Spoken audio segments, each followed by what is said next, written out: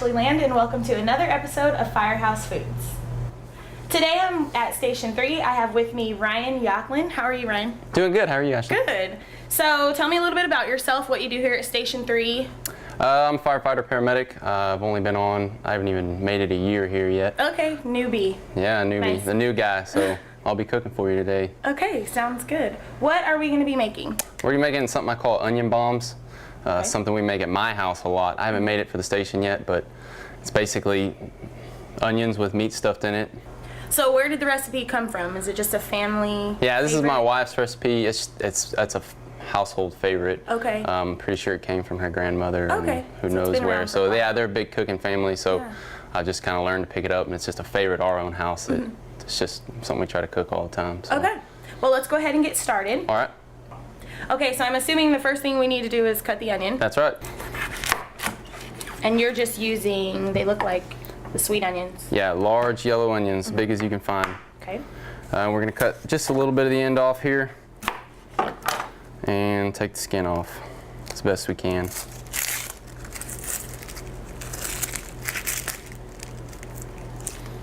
Okay, so basically what you're gonna have here, and this is where the skill's involved, is you kind of have to take, this can be used later if you want to keep it, but it's not going to be used today. So what you're doing is you're basically taking the layers of the onion.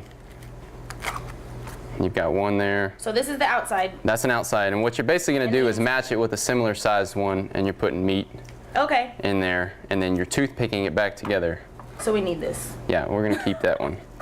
And it can rip a little bit. There's some cheese that's going to be in there, and it'll all kind of goo together, I see. essentially. So Okay. in theory.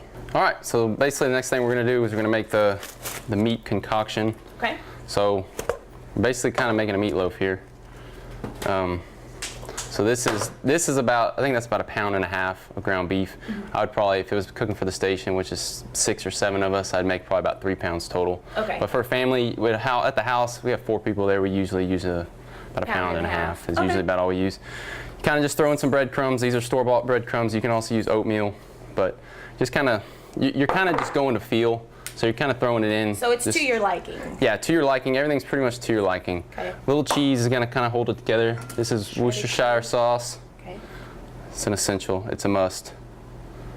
So just to taste, you kind of want to be able to smell it when it's cooking, and that's kind of when you know. This is usually 1 egg is good for about 1.5 pounds. Hold it together. Yep, hold it together.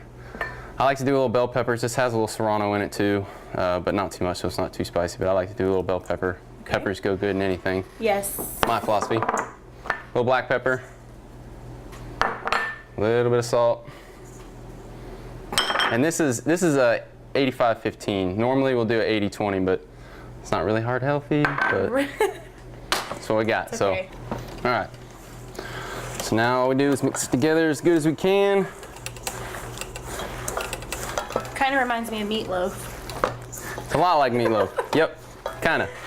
The great thing about it is you can kind of add your own flair, your own style to it Put what too. you want. Yeah, we just kind of throw whatever we want to at home in there.